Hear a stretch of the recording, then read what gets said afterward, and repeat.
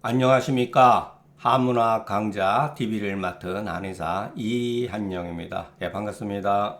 자, 요번 시간에는 그 전 시간에 이어서 백호가 인삼탕 조문에 대해서 같이 알아보겠습니다. 자, 우리가 조문에 충실해야 되는 것은 기본입니다. 그러나 나중에 계속해서 반복해서 있다 보면은 그 조문에 대해서 많은 의심스러운 것들이 눈에 띄게 됩니다. 다만 그것은 글 쓰는 데에 있어서 그 한계성 때문에 그런 것이지, 그 이면을 우리가 조금 더 깊이 살펴보면은, 표기는 이렇게 되어 있는데 그 의도는, 이와 같은 표기 이외의 의도는 다른 데 있다고 하는 것을 알 수가 있습니다. 자, 이 조문 한번 보시죠. 상한의 맥이 부합니다. 이 조건만 봤을 때 그러면 표증이죠. 그런데 열이 발생이 되어졌어요. 그런데 땀이 없다. 그러면 답은 나와 있죠. 이 조문만 가지고 맥이 부하고 발열하는데 땀이 나지 않는다.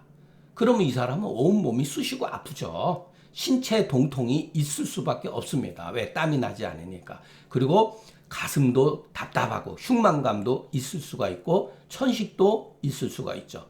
자, 이와 같은 해석은 우리가 앞에 초기에 봤던 마왕탕 조문에서 봐서 글을 익혔기 때문에만 알 수가 있는 게 아니라, 자, 병세의 관점에서 봐야 된다. 병세. 그래야지만 여러분 글을 우리가 굳이 읽지 않고 해석을, 조문에 나와 있는 글의 의미를 알 수가 있습니다. 이 조건, 첫 번째 이 조건만 가지고 보면은 당연히 마왕탕 증상이죠. 또는 대청령탕 쓸 수도 있습니다. 그런데 여기에 보면 강평법원에 여기 주석이 돼요. 그 표증이 풀리지 않았으니 아직은 백호탕을 쓸 수가 없다. 이게 이제 여기서 마왕탕의 증상이 심화되면은 백호탕으로 넘어간다는 것을 알 수가 있죠. 그것을 말해주는 거예요, 여러분. 그런데 땀이 흘리진 않기는 않는데 이 사람이 갈증으로 물을 마시고 싶어요. 물을 마시고 싶은데 표증이 없다.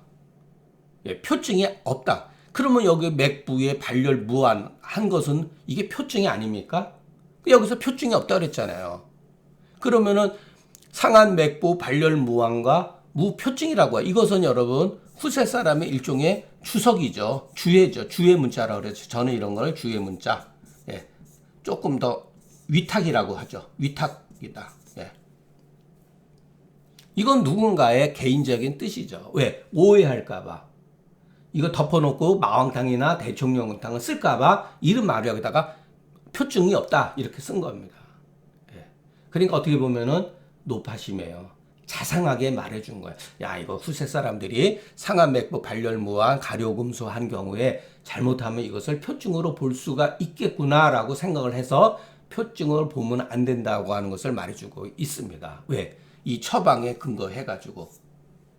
자, 그렇기 때문에 여러분, 이와 같은 이 조건은, 이와 같은 현상에 이와 같은 조건을 다룬 것은 이 처방을 근거로 한 거예요. 그래서 증상과 처방을 근거로 해서 이와 같은 주의 문자를 갖다가 후세 사람들이 집어넣은 거다. 그러니까 항상 참고를 해야 된다. 그러면 이건 뭐죠? 맥이 부할 수도 있다는 거예요. 병이 열이 이위에 잠복되었을 때 맥이 부한 경우도 있고, 발열하지만 여기는 무한이라고 그랬잖아요. 땀을 흘리기도 합니다. 발열 미한출, 또는 어떤 경우는 무한이란 말 쓰지 않고 발열이란 말을 오풍, 시시오풍 미한출, 시시오풍 또는 죄송합니다. 그런 식으로 쓰는 거예요. 그러니까 땀이 없다라고 결정 지으면 안 돼요.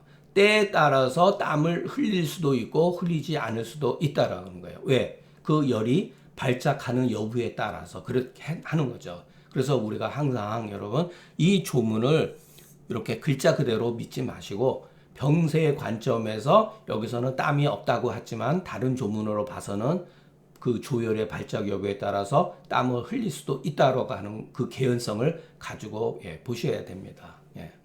사실은 뭐 이 조문은 우리가 앞에서 다 했던 거니까 가볍게 넘어가겠습니다. 상한 맥부 발열 무한하니 병증은 마왕탕증하고 비슷하죠. 마왕증이죠. 그런데 여기서 가려 음수하니 갈증이 있다고 하는 거예요. 갈증은 뭐죠? 절대로 발안해서는 안 되는 거죠. 이것은 표증의 증후가 아니고 이열의 반응이기 때문에 발안해서는 안 된다. 이것을 말하는 거죠. 그렇기 때문에 이때는 마땅히 청화시켜야 된다. 자, 고로 하나의 맥상으로서 병증을 논하는 것도 옳지가 않다. 이 조문에 보면 이런 경우가 있어요. 하나의 맥상 가지고 맥으로서 증상을 규정짓는 것. 또 반대로 하나의 맥상으로서 하나의 증상으로서 맥을 규정짓는 것도 단정짓는 것도 옳지 않다. 이것도 제가 금교율학에서도 몇 번 말씀드렸고 상한론에 보면 이와 같은 흔적들이 많이 나오는데 항상 우리는 맥이 부하다. 맥이 부하는데 증상을 논한다. 옳지 않은 거죠. 맥이 부하니까 마왕탕증 발안시켜야 된다. 병이 표위에 있다. 이런 식으로 규정지으면 안 된다는 거예요. 사실은 여기서 맥이 부하지만 맥이 약간 부하면서 긴장할 수도 있습니다. 또 하나의 증상만 가지고서 여기서 말하는 것은 뭐죠? 이 조문에서 이게 잠깐만 발열무한 요 하나의 증상만 가지고서 마왕탕을 쓰면 안 되죠. 항상 다른 조건을 봐야 되는 거죠. 그래서 이런 거를 상한론을 읽다 보면은 이 사람들의 그 구조, 언어 구조, 이게 이제 현대에서 구조주의라고 그러죠. 언어의 구조를 우리가 파악해야 돼요. 이 개념이 어느 상황에 처해 있는가에 따라서 병위와 병성이 다르다는 것. 이 구조를 우리가 알 수가 있잖아요. 상한론 조문은 결국은 이거예요. 발열하는데 이 발열이 도대체 어디에서 나타난 발열이라를 규명해 준 거예요. 이 사람이 갈증이 있다 그러면은 표증 같더라도 이것은 발안시켜서는 안 된다는 의미를 내포하고 있죠. 이 조문은.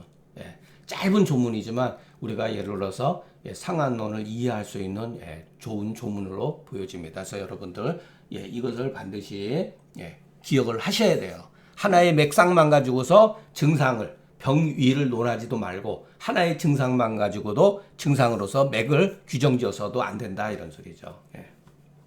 근데 경우에 따라서는 물론 그렇게 합니다.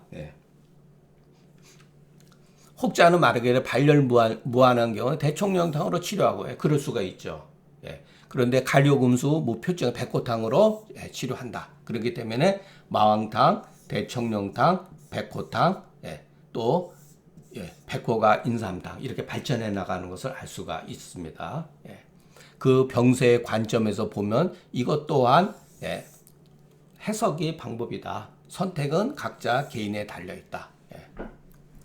자, 이게 무슨 말이냐면 발열무한한 대총령탕 쓴다 그래서 잘못된 건 아니라는 거예요. 대총령탕을 썼는데 표증이 해결되고 나서 봤더니 더 이 가려금수 목마름 증상이 나타난 거예요. 어떤 증상? 이럴 땐 백호탕을 충분히 쓸 수가 있다는 거죠. 그래서 이 병세의 관점에서 이렇게 볼 수도 있다. 무릇 이것도 제가 너무 상투적으로 쓴 게 도대체 병증이 뭐냐? 병증이 병세에 따라서 전변하는다. 병세에 따라서 병증은 전변하기 때문에 갈증이 나타나거든. 병세의 정도를 파악할 수가 있습니다. 갈증이라고 하는 것은 여러분 표증에서 이증으로 넘어갈 때 나타나는 증후 중에 가장 중요한 단서예요. 가장 중요한 거. 입이 마르냐 마르지 않느냐를 물어봐야 된다는 거예요, 여러분. 표위에서 2위로 넘어갈 때 나타나는 가장 중요한 단서가 뭐냐? 갈증입니다. 갈증이 있으면 발안을 시켜서 안 된다. 이것을 말해주는 거예요. 그래서 미연에 이것을 예방하지 않으면, 방어하지 않으면 장차 이 사람은 서모, 복만, 단기, 대변경이, 발광해까지 이룰 수 있다. 우리가 지금까지 공부해왔지 않습니까? 이런 쪽으로 넘어간다는 거예요, 여러분. 그래서 조혈의 성질이 비록 같다 하더라도 그 병이와 병세에 따라서 그 증상과 처방이 같지 않다. 그래서 잠깐만 따지는 거예요, 여러분. 갈증이 있다 그래가지고서 무조건 승기탕을 쓰면 안 되죠. 그 과정까지 승기탕을 쓰기 과전에 하나의 과정이 또 있다는 거예요. 그게 바로 백호탕증입니다. 백호가 인삼탕, 그러니까 마왕탕, 대청령탕, 그리고 백호탕, 백호가 인삼탕, 그 다음에 조이승기탕, 이렇게 넘어가는 것을 이 조문으로 말해주고 있는 거예요. 앞으로 이제 그런 식으로 일련의 사건들이 계속해서 나타납니다. 고로 그 증상을 보고 그 처방을 알 수가 있고, 그 시작을 보고 그 맞춤을 알 수 있는 것은 중경서 뿐이다. 이거는 뭐 제가 중경서를 좋아하니까 이런 말을 쓴 거예요. 그 증상을 보면은 그 처방을 알 수가 있는 거예요. 자, 갈증을 보면은 그 갈증이 조혈에 의한 것이냐, 정수에 의한 것이냐, 거기에 나눠서 여러분 보면 됩니다. 그 시작을 보면은 그 어떤 식으로 결과가 이 병증이 악화되는지 알 수가 있죠. 그래서 여러분 계속해서 중경서를 반복해서 읽게 되면은 제가 건방지게 이거는 뭐 제 나름대로 쓴 거죠. 어떻게 보면 이것도 과장이라고 할 수 있습니다. 그렇지만 저는 이것을 느꼈습니다. 견기증이 지기방하고 견기시 지기종자 기유 중경서 인저. 짧은 글이지만은 정말 그럴듯해 보이지 않습니까? 그러니까 여러분도 제가 말하는 의도를 조금 이해를 하시면서 이 조문을 면밀하게 이렇게 관찰해 보면은 이 나름대로 어떠한 그 열병에 흘러가는 것을 알 수가 있습니다. 그러니까 열을 치료하는데 무조건 해열제를 쓰지 않는다는 것. 발환을 시켜야 되는데 발환을 시키면서 약간 청아지제를 쓴다든가, 또 그 열이 이위에 흉위로 들어왔을 때는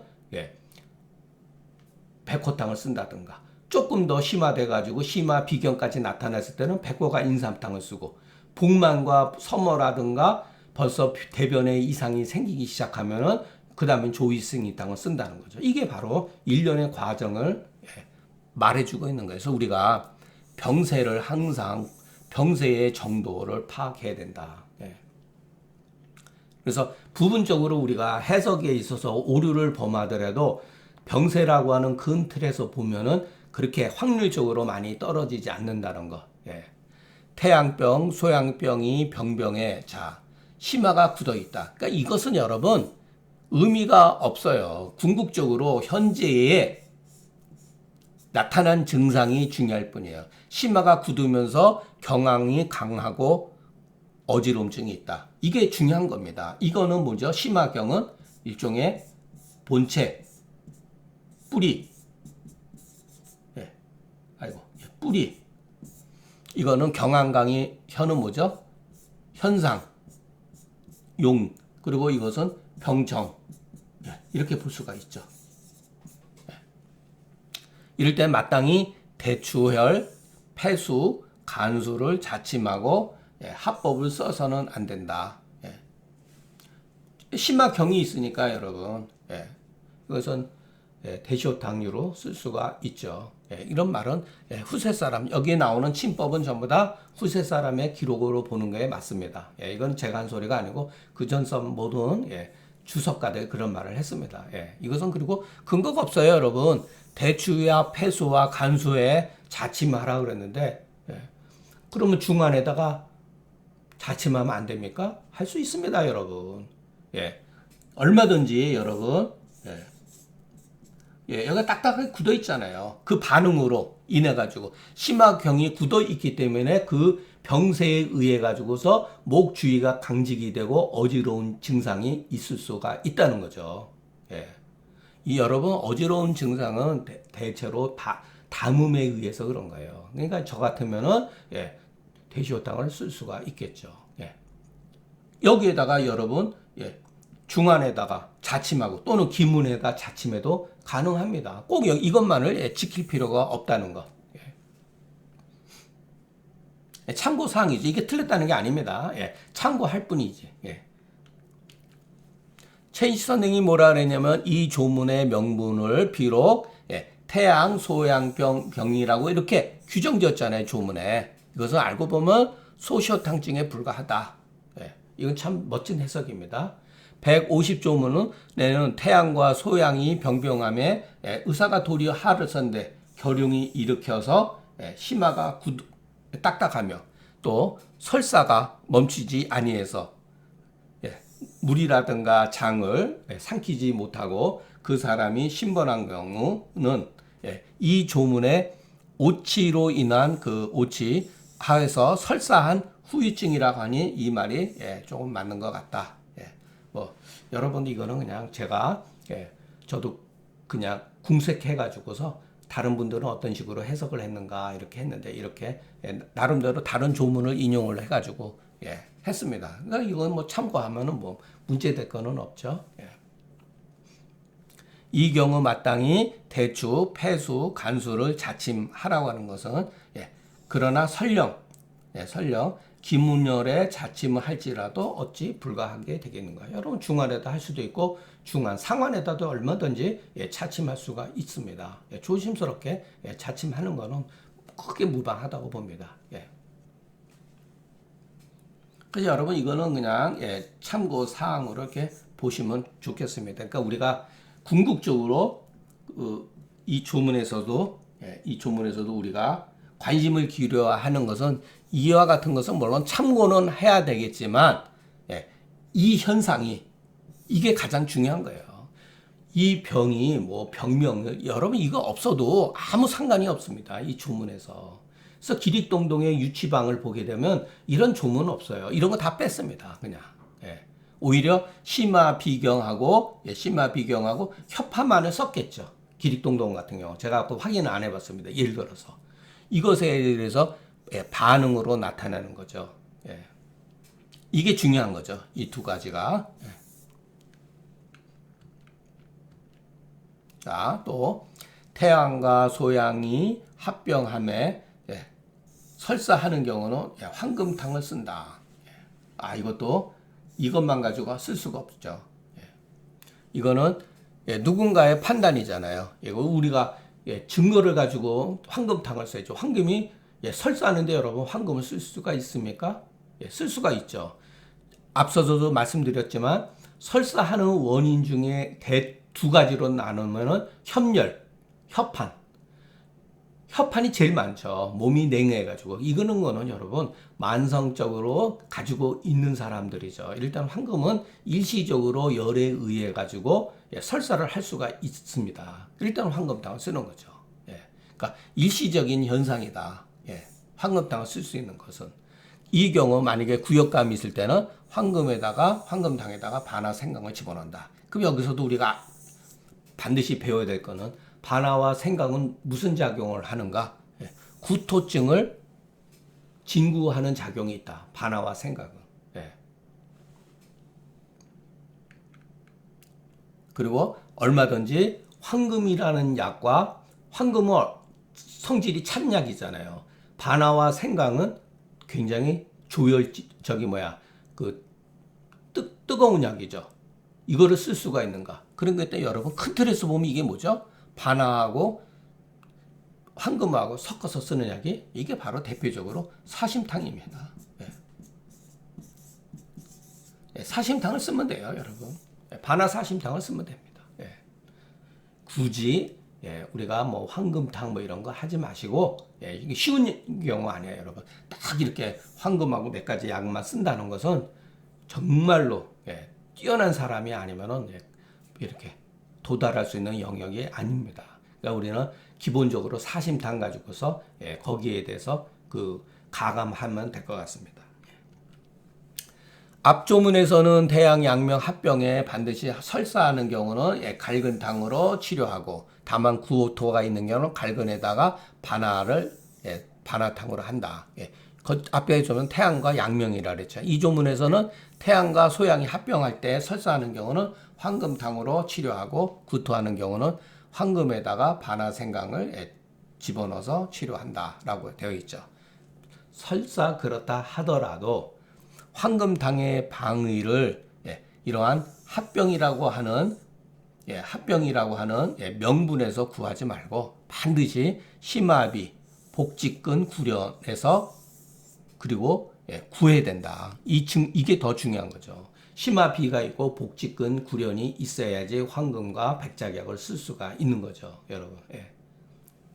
그리고 거기에 만약에 구토증이 있는 사람은 반화와 생강을 첨부해서 사용하면 된다. 뭐 제 해석은 너무나 뻔한 거예요. 뭐 새로울 게 없어요. 이해가 뭐 안 되니까. 아니 무슨 뭐 예를 들어서 태양과 소양이 합병이 되었을 때는 황금탕으로 치료하고 태양과 양명이 합병했을 때는 갈근탕으로 치료. 이런 데서 여러분 방위를 규정 지으면 안 된다는 것. 자, 일반적으로 열과 담이 심화 부위에 뒤섞여 있는 것이니 그 열담이 심화 부위에 섞여 있는 것이니 처방을 보면 알 수가 있죠. 반화와 생강과 황금을 썼잖아요. 그렇기 때문에 열과 담음이 심화 부위에 착잡해 있기 때문에 심화비경 이렇게 나타나는 거죠. 통증이 있을 수도 있고 그럴 때 먼저 반화 사심탕의 증상을 먼저 세워야 된다. 그리고 나서 증상에 따라서 가감하면은 큰 오류를 모면할 수가 있다. 우리가 그렇게 보는 게 더 합리적이지 않을까 저는 그렇게 생각합니다. 중경서 약물은 여러분 알고 보면 90여 종류라고 합니다. 중경서에 나와 있는 약의 종류는 90여 가지예요. 그 배합에 따라서 그 처방을 만들어진 것이 110여 개 정도라고 합니다. 이것은 뭐 문헌에 의해서 제가 뭐 일일이 세보지 않은 거고 그렇게 나와 있으니까 그렇기 때문에 우리가 먼저 약물의 그러한 특성을 이해하고 나서 그 배합 관계를 고찰해 보면은 그 전변하는 가운데 그 가하고 빼는 것을 비록 정확하게 우리가 알지 못할지라도 크게 틀리지 않는다. 그러니까 이것은 사심탕이라고 하는 그 같은 그 반화사심탕의 기본적인 그 처방 구조에서 이해하는 것이 더 빠르지 않나 저는 이렇게 생각을 합니다. 그러니까 여러분 이 배합 관계를 잘 보셔야 돼요. 배합 관계. 그러니까 반화와 황금을 쓴다. 이거 기가 막힌 거죠. 열담이 뒤섞여 있는 겁니다. 그냥 단순히 담음만 있으면 황금을 쓸 이유가 없죠. 그리고 열에 의해서 일시적으로 열에 의해 가지고 급성적인 설사를 했을 때 무조건 지사제를 쓰면 안 되죠. 그때는 해열지제를 써야 되는 거죠. 황금이라고 하는 황금을 쓰는 것은 결국은 심화비에 있기 때문에 열이 심화에 있기 때문에 황금을 쓰는 것이지 이유 없이 그냥 황금을 쓰는 건 아니죠. 요거는 그냥 참고사항으로 뭐 보시면 되겠습니다. 상한론에 있는 처방은 90여 개의 약물은 안 되는데 그 배합을 통해서 110여 종류의 처방이 있다는 것. 그러나 그 기본적인 처방은 한 20여 개라는 것.